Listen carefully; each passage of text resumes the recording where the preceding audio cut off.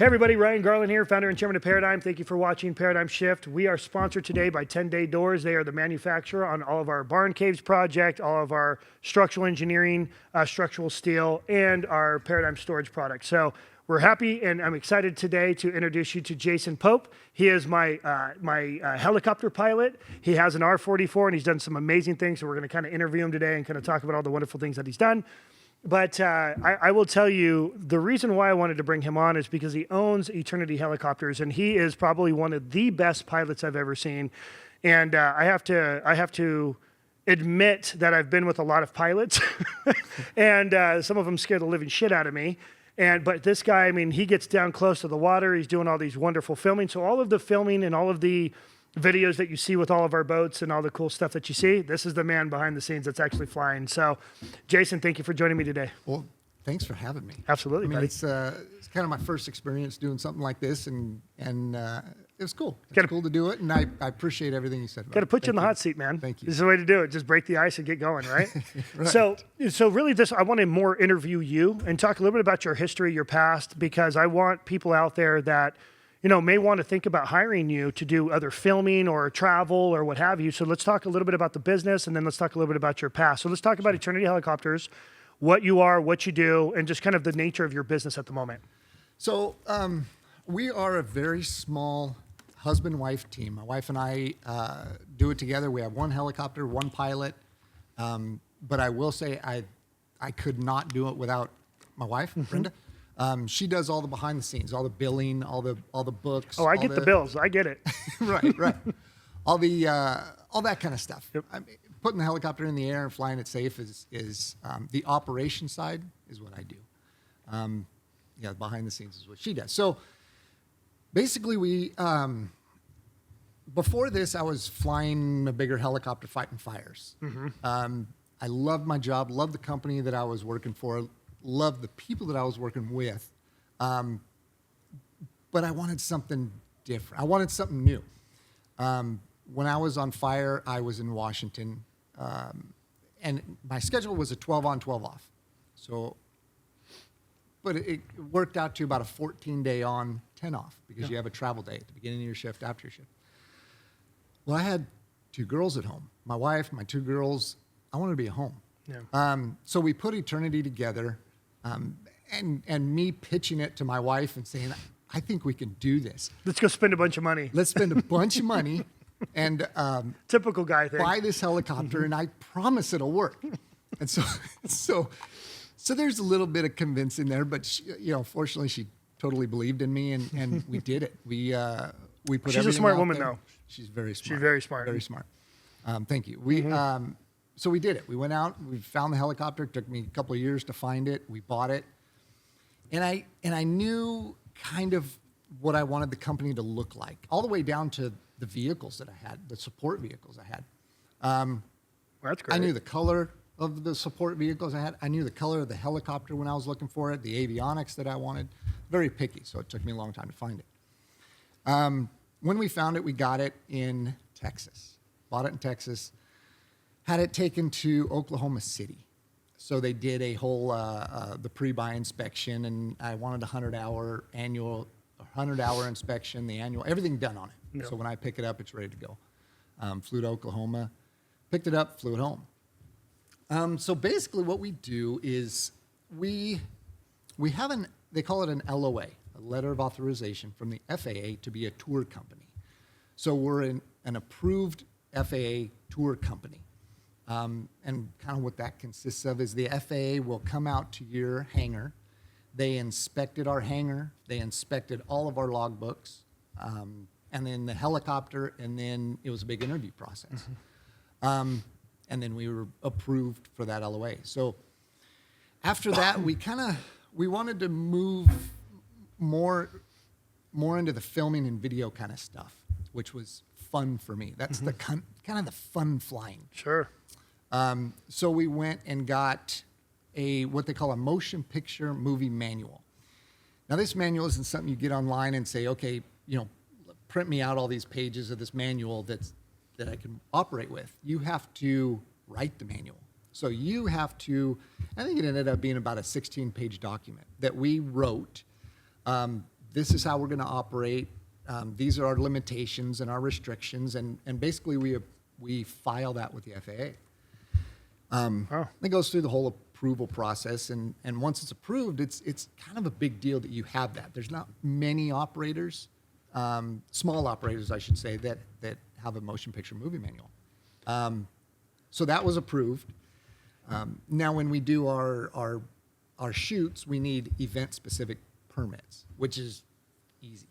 Once you have your motion picture movie manual, you apply for an event permit, and you get your event permit. So in the event of us coming out here and filming all these boats and stuff going up and down the lake, we have a permit that is specifically dated For those days. for those days. Yeah. Yeah. That is pretty cool. Yeah. So I remember you and I talking about it. I wanted our audience to hear about that. And then, you're busy. You seem busy. I think you had a photo shoot set for tomorrow. You're doing a bunch of photo shoots for Tommy Gunn, which is like the man, the myth, the legend of the photography out here and for all the boats. And he's traveling all over the country. He's in Miami and he's in Ozarks. The guy's all over the place and he gets the best shots. And I remember when I hired him, I hired you the first time to get shots of the boats I think it was on my ribbon cutting, right? We're correct. Yeah. And I see him everywhere. And is he booked you out for Cat Fest? Was it Cat Fest or Desert Storm? Or was it both? Both. Yeah, Tommy, kind of a really cool story with Tom. Love Tom to death. He is. I've worked with a lot of good photographers, and a lot of them are, like I said, really, really good, professional at what they do. Tom, he's the elite. He's good. He's very, very good, very professional. Very professional. He'll make a slow boat look fast, which is what the people that are getting the photos taken want. Yeah, right? for sure. Make me look fast. Mm-hmm. Make me look good. Make me look fast. Just how he does it. He's awesome to work with. And you Love guys have done a lot together, though. We formed a pretty good relationship. Yeah. Working relationship and a personal relationship. We're buddies. Yeah. He's just. Well, an I just awesome saw you guy. the other night. Right? You guys came by. You guys were together. I'm like, wait, hold on. I thought, didn't you just get here? I didn't know you. I knew you landed, but I didn't know. I blinked and you guys turned around and you guys were both there. That was really cool. Right. All right. So I'm going to totally put you on blast here. Okay. You got to tell me and tell our audience the story about when you were hired and that kid did that whole like, hey, guess where I'm at?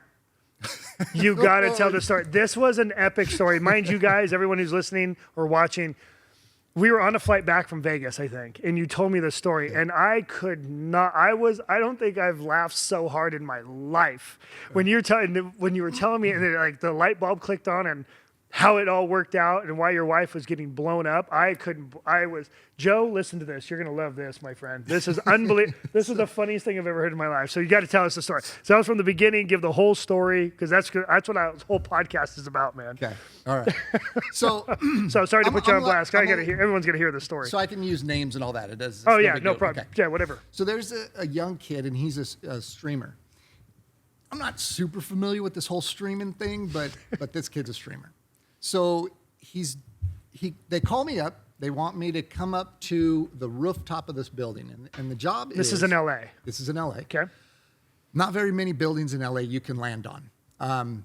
But this one particular one, it's 16 floors, and you can rent the top floor for an event. And it's basically just vacant now until you It's an event rent it. center, It's yeah. an event space, and it's 360 degrees It's a killer view. view of LA. So it's a super cool spot. Well, this kid's going to be up there, and we're going to do filming. So it's a filming gig. I take the helicopter and land on top of this building, and I didn't realize the production that it was actually going to be. They had these cameras that you see on the news, right? Wow. These 4-foot-long giant cameras, and I'm like, oh, this is a bigger deal than I thought. So we landed. And the kid wasn't there yet. Colette. Something like that. Kai. And he streams himself like, I guess, 24 hours a day. This kid just streams and shows you his life and smokes weed with Snoop Dogg and just does whatever and streams it. And so I'm like, this kid's making that much money And they tell me, you know, how much this kid's. I'm like, oh my God, I'm in the wrong business. Yeah, sure, yeah.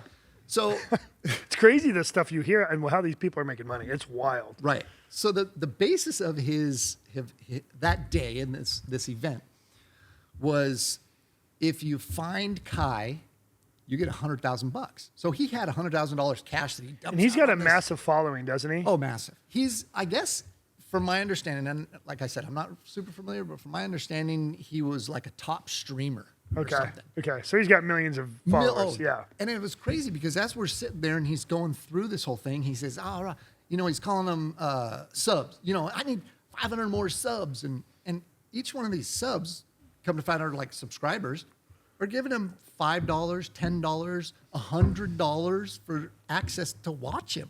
And it blowing my mind the whole time I'm standing there. So the whole thing is, you got to find out where Kai's at.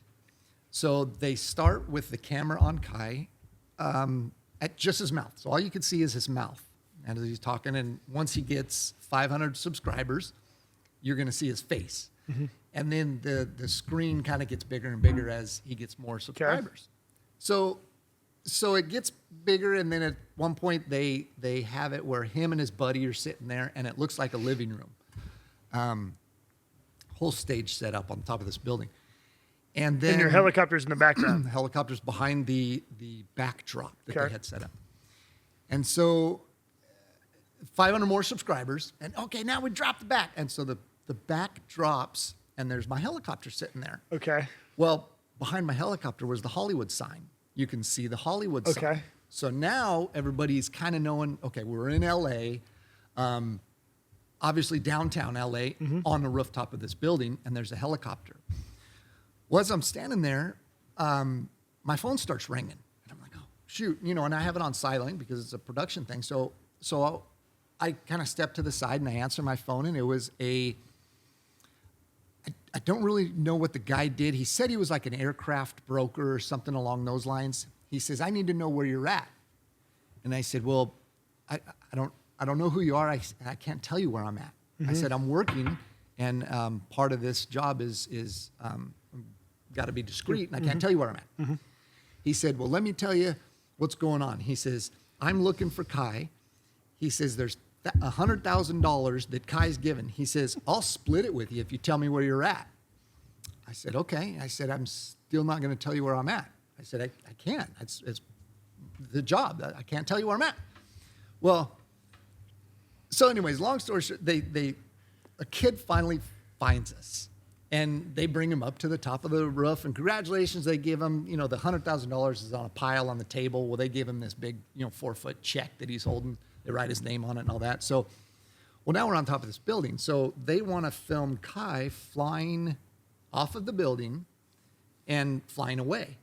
And at that point, it was probably the only safe way to get Kai out of there because just the amount of people, huh? Just the amount of people and stuff. It was going crazy. Well, after I get off the phone with this guy that I told him I'm not going to tell him where it's at, my wife's calling me. And so when she's calling me, like, I answer. And she's saying, now, were you in flight now? No. I was still on top of the building. Okay. And it was right after this gentleman called me, and I hung up with him. My wife calls and says, are you okay? I said, yeah, I'm fine. We're doing this job over here. She says, my phone won't stop ringing. She says, I'm in a meeting with attorneys and some of the property owners that she works with and stuff. She says, I can't take this call. My phone doesn't stop ringing. She says, I'm going to have to turn my phone off. So she was getting call after call after call. And so I'm like, because they saw Eternity Helicopters. What it was was my tail number, and Eternity Helicopters was all visible. So you could Google the tail number and see who owns the aircraft. Yeah. Well, then they Googled the company name, and they got a hold of us, and they're trying to find out where we're at. Wasn't she freaking out, thought you crashed or something at one point? She was pretty nervous there for a second because there's so many, where's your aircraft and all this other stuff and she had no idea because I didn't have no idea. When we were going to this job, I just knew we were filming, and that's all I needed to know. Mm-hmm. I didn't know the whole backstory to what Kai was doing. So she ends up turning her phone off because it won't stop ringing in her meetings. I couldn't even imagine being her. You're freaking out knowing you're flying and your phone's blowing up. Right. And you're kind of going like, wait, hold on. Wait, did you crash? What happened? Oh, man, I can only imagine. Right. Knowing her too, Yes. her heart probably just wasn't stopped beating. Right. So she felt better after she You spoke talked to to her. me, and I told her, this is people are looking for him. He's giving this money away for who can find him first. So now I have to take Kai and fly him out of there. He gets in the helicopter, and the kid is, he's a younger kid, pretty animated, full head of dreadlocks. Pretty funny kid, I Yeah. guess. 12.3 million subscribers. 12.3 million. Okay, well, there you go. Wow. So he gets in the helicopter, and this is cool, and he got a little bit of a lingo to him, I guess. Mm-hmm. And we take off. Now, I have in the helicopter, I have Kai sitting in the front seat, the guy that won the $100,000 sitting in the back seat, and then the guy that's filming sitting behind me. So we pick up, and I take off of this building, and Kai starts screaming. And he's like, this is the coolest thing. And he says, I'm in Grand Theft Auto. I'm in Grand Theft Auto. And I'm like, oh, crap. So he was so loud, I had to isolate his mic. So I turned his mic off. He's screaming so loud, I still can't hear ATC because I need to fly into Santa You're in Monica. another LA, yeah. It's Downtown busy. LA, flying into Santa Monica is pretty congested. Mm-hmm. And Santa Monica is very particular Yeah. on how you fly in there, the procedure to get in there. Mm-hmm. So you need to be able to hear him. So he's screaming at the top of his lungs. He's in Grand Theft Auto flying this helicopter. And he's on FaceTime or something? What's he doing? No, they had all these cameras and everything set up in the gosh. helicopter. You have it? Oh yeah, Oh, wow, he's got it on YouTube. Oh, it's awesome. I got to watch this. It's awesome. We're going to clip it into this podcast, dude. So I have to isolate him. I'm still struggling to hear ATC. I take him. We land at Santa Monica Airport. Do the whole filming. It's all live stream and everything there. Now, the Escalade, black Escalade or whatever is picking Kai up, pulls up to the helicopter. And heaven forbid you walk into the FBO. No, the Escalade has to pull out to the helicopter. So they come out. He jumps in there. And the cameraman and the kid that just won the $100,000 are standing there, and they're going, so like, now what? And I said, well, I don't know. What do you mean, what? What are you looking at me for? I'm going home. You're like, get out. Like, my job's done. And they're like, well, we don't have a ride back to the building, or we don't have a. I said, well, you may have to call Uber. I mean, the building's the other way. Mm-hmm. I'm going that way. The building's that way. So, So they Ubered him. It's just all isolated and quiet. Yeah. So the camera guy calls an Uber, gets an Uber, he's gone. Yep. He's gone with all this stuff. The kid that won the $100,000, I don't want to jump to. Sure. I don't know if he had the means to Uber, so he's standing outside. Does he have his money? I don't know what he had with him Oh, because my gosh. it was probably 20, 30 minutes that I'm doing all my thing, getting fuel and getting everything that I need to get home. And I look outside. He's standing outside on the curb. And so I go, hey, like, are you good? Like, you have some? He says, yeah, I called my buddy. My buddy's coming to pick me up. So he had a friend coming to pick him up. Meanwhile, Kai was on the road going Dude, back. could you imagine? Just, I think when you were telling me the first time, I'm like, I can only imagine Brenda, your wife, just going, oh my, because I think because, dude, that many phone calls that fast, you think you're getting in an accident. And that's what she thought. Yeah, she I know. did. Yeah, and so until she spoke to me, she was pretty nervous because everybody that was calling her was kind of a. How do you answer that? Like, where are you guys at? Kind of a What do you joker, mean? anyways. Yeah. Where are you at? What are you guys doing? I want to know where I'll your split the money helicopter's with at. you. That kind of stuff. Could you imagine? I'll So- split the money with you. Where you guys at? That's funny. Yeah, I Yeah. when you told me that story, I couldn't believe it, man. I think that made my day. Coming back from a stressful day. Yeah. That was pretty funny. Well, thank you for sharing that. So the other part of it that I wanted to bring up too was kind of the brotherhood that you and I've built. And I've flown a lot. I like being up in the air, and I travel a lot.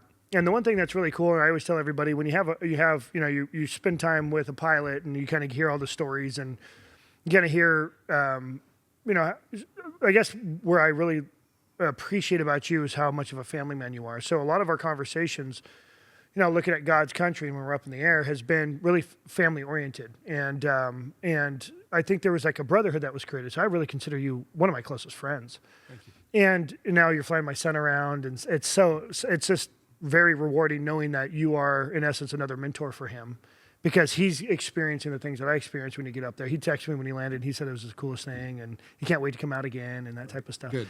And that's the biggest blessing. But you know, I think there really is a brotherhood that's created when you're up in the air like that, because there really is. You just look at things differently. When you're down on the ground, it's just so different from being up in the air. You know, once you get up in the air, you're like, man, this is the way to travel. It's like, you know, it's like a time machine. It saves you time. It's just the best thing in the world. But when you're down on the ground, you're like, man, can you just fly me to my house real quick? It'll take 4 minutes when it takes me 30 minutes to get there, you know? Right. But, you know, I wanted to talk with you, in which I wanted to bring this up. And that's one of the reasons that sparked me too, to bring you on was, you know, how it was really cool that you said yesterday that you feel in your heart that you're never going to die in a helicopter. You're going to die an old man in a bed. I do. And that's really cool. Because that means that you know in your heart you're not going to be dead in a helicopter. And that's cool for someone like me to hear that you feel so convicted that you are always going to be safe. But that does go hand in hand with my belief in you from the beginning, and how you've practiced and all the things you've taught me and so forth. And I just wanted to thank you for that. And I want to thank you publicly, because, you know, I do have a lot of responsibilities and with my son and so forth. You're probably one of the best men I know. And I've never seen another man that cares so much about his family, that wants to fly, enjoy his life, but is always there to make his family, his life, his everything. And I wanted to publicly tell you that. And I want to tell everybody else how much, you know, if they decide to reach out to you, that they're in good hands. Well, and that's the most important thing when you're in a little R-44, you know? And it's just a little different, because everyone's been in like small planes. Not everyone's been in a helicopter. I've learned that. Right. Remember when we had the first ribbon cutting and you took everyone on tours? Sure. Everybody's never been in a helicopter before. Joe, were you in a helicopter before that one? No, you were not. Well, with Derek. No, okay, yeah, one time before that. One time, but even then, and just to make sure everyone knows, So it was with Derek. I'm the one that introduced you to. Oh, that's right. So contacted you. Joe did introduce us. Wait, how did you introduce us again? Do you remember? We were looking for media. Oh, that's right. And you found him somewhere. Well, because I reached out because I was looking for Derek, and then I come to find out you were the only one that was technically operating. Yeah, so he was looking. We were looking for the old guy that we used. Correct. But then he found you, and you're like, actually. And that's kind of how I hooked up with Tommy Lee. Yeah. He contacted me and said, hey, this is what I got going. I'm a photographer in Havasu. I've flown with the other gentleman that had the company. But I need a new helicopter. He's not operating anymore. Yeah. I need a new helicopter. So that was my introduction to Havasu. And I've been coming out here for long. So I was, yeah, you have a house here. Yeah, I was very familiar with Havasu, so it wasn't like, you know, completely new to me. So do you remember the first time? I think it was our very first time when I had my Doug Wright and we were going up the river, and you were low. Mm-hmm. I mean, you were low. It looked like we were doing 100 miles an hour. I think we probably were. Right. You were so low, and I had my other buddy that was filming in the plane right below on the other side of us. There's in the boat beside of us, and you were actually on the opposite side. So you're on the far side from the camera of my boat. Right. And you were so low, it looked like your skids were on the front. Did you remember that? Do you kind of remember that shot? It was a while. You were running with me for a while. That boat. I do remember filming that boat. With the drone, remember? Oh, that was on a different day. Yeah, that was a learning experience. That was, yeah. Don't hit the helicopter with the drone, Joe. Yeah, I wasn't. We were fairly new to each other. Yeah. So working together was fairly new, and I take responsibility on not asking the right questions, right? Hey, Joe, don't fly into me, please. The shot was super cool. It was a great shot. That's a super cool shot. But I did talk with one of my buddies, I think it's Tom, and he says, dude, you realize that drone was there? And I said, no. I said, that was just one of those close calls that fortunately it happens, out. But yeah. Well, I didn't think you were going to stay that low and continue. The idea was to get the shot while he's banking. Remember that? So we were the way we were cruising the boat. He was trying to bank it so he can get you shoot with his blade sideways. Yeah. You know what I mean? So when we discussed that shoot ahead of time, you had said, okay, I want it to look like maybe the boat you're in a pursuit. Yeah, Right? So yeah. the boat, kind of aggressive flying, Yep. maybe, and make it look like the helicopter's trying to catch the boat. Yeah. So I almost actually wore my flight helmet, and Oh, that'd been killer. that might have been a little bit too much. But so I wore my actual Your flight jumpsuit. suit and everything. Yeah. And just the way I flew, banking back and forth, make it look like I was That video, chasing you. by the way, it went viral. I mean, Oh, did it? that very was cool. the one thing, that was probably the best video we've ever shot. Okay. Just to basically build awareness for paradigm storage, and then we used a lot of it for barn cave. We still use a lot of that footage, but those were the best shots we've ever had. And it's hard to recreate those shots because of where we were located and the boat and everything. In the day, it was a great day. It was nice. And so, it was so cool. But I mean, yeah, when you were kind of in the gorge, right before the gorge, right, kind of like in and out of the gorge, whatever you want to call it, kind of towards the south side of it. But yeah, we kind of kept doing that turn, and we still have that video where he's like totally sideways, and I'm like right underneath you. It is such a great shot. About 5 cameras and 2 drones rolling. Oh yeah, you had all Yeah. kinds of shots. Yeah, there's a lot of camera again. Yeah, that was really pretty cool, man. But When we do a lot of these boat shoots, the way I look at it as the helicopter operator, not only does the person that hired us that wants pictures of themselves in their boats, they want the perfect shot. So in my mind, I'm thinking, okay, I need to put the photographer in the best position to get the best shot. Yeah. So wherever that's at. And I'm listening to them. I'm working for them at the Sure. time. So they're telling me, okay, hop over to the left side, wherever to be on the boat. That's where I'm putting the helicopter, Yeah. putting them in the right position. But I also look at it as they paid good money to have this whole experience. Not only are they going to get some awesome pictures, but they have a helicopter feet from them. So to give literally feet. right. Well, safely. Yeah, of Safely, course, right? yeah. But they want the helicopter experience. Right. And so, so that's what I'm also looking at is I want to give these people a good experience where they're going to remember, shoot, we just had a helicopter and it was like I could have given We're the going guy a 100 miles an drink hour and in the boat. Yeah. Right. So within reason, obviously, get close, give them an experience, but put the photographer where he can get the best shots that last forever. For these Well, man, people. and it's cool because the way especially when you're working with Tommy, he's getting shots of every boat that's out there. You guys are just all over the place, getting all kinds of different. I mean, that's what's so cool is that you see your helicopter and you see Tommy's work in so many photos in the industry from every boat builder that's here in Lake Havasu, or people who come from Miami out here for events or Ozarks. Your helicopter and your brand is everywhere from being all a part of this, in essence, culture, the boat culture. We have been very blessed. Mm-hmm. And I don't know what I can contribute it to other than blessed and lucky. Get in with the right people. Yeah. Yeah. And you know and what's Tommy's funny? great. He knows everybody. He does. He knows does. everybody. Kind of along those lines is when we started Eternity, it was a huge gamble for us, right? Sure. We're putting all this Any money business. out, we're buying, and, Oh, yeah. and what are we gonna do? Is it gonna work? So I was talking to a really good friend of mine who I consider him very successful. And I said, man, am I doing the right thing? I'm almost 40 years old, dude, starting this thing. I mean, what am I doing? And he told me, which I probably recite this in my own brain every day. Don't look at the money. Don't chase the money. He says, build relationships. He says, the money will come. Yep. But if you treat people right and you build those relationships, that's how you have a successful business. That is 100% my business. It's all relationships. Right. And if you're doing people right, then they'll want to continue to work with you. And he nailed it. And you know what? The thing too, and I think a lot of people, they say it, but do they really do it? Are you actually doing what you love? And when you do something that you love, you're going to be the top 1% in that industry. And that's how I see you. That's why I wanted you to be on here. I wanted people I want to build awareness of how good you really are and how much fun you are with that helicopter and safe at the same time, because that's key. But you literally are getting memorable shots that, I mean, I have look, I have shots that are all over my social media. These are shots my kids are seeing, using.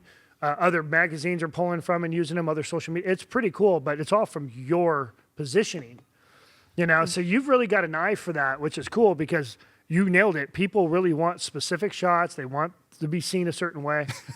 Yeah. There you There's go. the There shot. you are right there. There's Here, the yeah, shot. show him the camera, man. Show him the back so people can see it. Look at that. Yeah. That's him right there. That's the shot. See, when we said feet away, we weren't lying, huh? You know, It probably everything you looked said closer than it really was, but is super kind. Thank you for saying all that. I'm by far not the best pilot out there. oh, of course you're gonna say that, Joe. What doesn't No. he's so humble, huh? Hands down, better than fucking Delta pilot. Better than Delta pilots. Delta pilots, they're No. helicopter pilots, aren't they, Joe? Yeah. Well, I appreciate you guys saying that. But you know, I don't know. Just operate the thing safe and That's key. That's key, yeah. man. Well, I thank don't you know, for. But kind of, and I'm sorry to interrupt. No, you're good. Kind of going back to you had mentioned it earlier that I said I'm not going to die in a helicopter. I know Yeah. how I'm going to die. I've said that in the past, and I've kind of felt like, man, this maybe comes off a little arrogant, and that's the last thing that I. No, it's not who you are. Want it, I didn't take it come that off way. or sound arrogant, like I can do what I want because I'm not going to die doing that. Yeah, you don't think that way. You don't But- operate that way.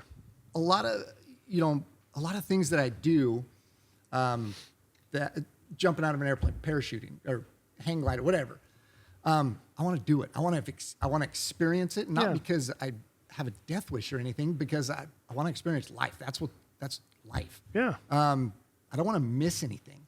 And I know that if I am in control of what I can control, I can do it safely. Yeah.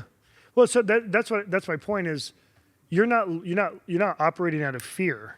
You're operating out of professionalism, and you're a perfectionist. That's the one thing I wanted to highlight is you really are a perfectionist. And I watch how you operate all the way down to, remember when you had someone teach you how to start the R44 and you're like, it doesn't start the way it used to. He showed me this as some Right. helicopter R44 mechanic from heaven, and Well, the guy he- showed you to do something and it wasn't working. And you're like, dude, that's not my helicopter. He's a test pilot for Robinson. He works for Robinson, Yeah. and he, so he's, in So my does- opinion, the best of the best. Doesn't get any better. But it did. But after he went to start it, you're like, this did not. My helicopter wasn't starting the same. taught me a you got it different- back. It's running now the same way you wanted it. He taught me a different procedure, which very small changes, very subtle Sure. things, but it wasn't my normal procedure. So it was just. But every time it you was a fire, I learning mean, curve. this morning it was like right up. Yeah. I mean, with no ifs, ands, or buts. Yeah. You know, and that's what's so nice. And then, hearing you spend a lot of time going through your instruments and writing everything down and taking your time. Mm-hmm. You are in no rush. And that was kind of the testament of what I was trying to tell Shane and anybody else going, hey, they're going, Ryan, why don't you go get your license, or why don't you fly, or why don't you do this? And I said, well, look, my stress is so high and I'm always going a million miles an hour. That's when accidents happen. If you bring in the right pilot and that's their job, then the likelihood of safety is much higher. And that's where I want everybody to think about that. I think a lot of people, I'm going to go buy this, I'm going to go fly, I'm going to do this and have fun. Yes, if it's your passion and you have some downtime, you don't have a high stressful life. Right. But Put my your life phone is away. not that way. My life is go all the time. One phone call changes the whole entire day for me. So, that's where, I really appreciated the relationship, but even you teaching me kind of how you operate and think, because you really are doing this as a job. You want to you're making income for it. You're putting food on the table. You want to be safe. So you just look at things differently than I think someone who just wants to fly for fun. Because when you fly for fun, I feel like people test the waters a little bit more because you're flying for fun. You're like, no, I have souls to protect and I have to get here and here. Right. And you think differently. And sometimes those are the attributes that you want to see in somebody when your life is in someone's hands. Just like with anything, right? If you're in a boat and you're the captain of that boat, everybody in that boat is your responsibility. I used to teach my girls this when they were 16 years old, getting their licenses, learning how to drive. I said, look, obviously you can't have all your friends in the car now because there's laws against that in California. You have to drive so long by yourself or whatever. So I said, but once you start putting friends in the car, there's 100 distractions. They're all yelling, screaming. They want to crank the radio up and all this stuff.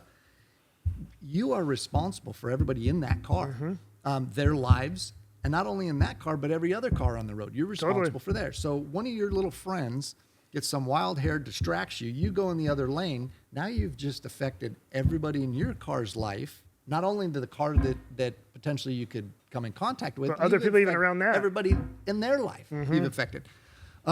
Just same way in the helicopter.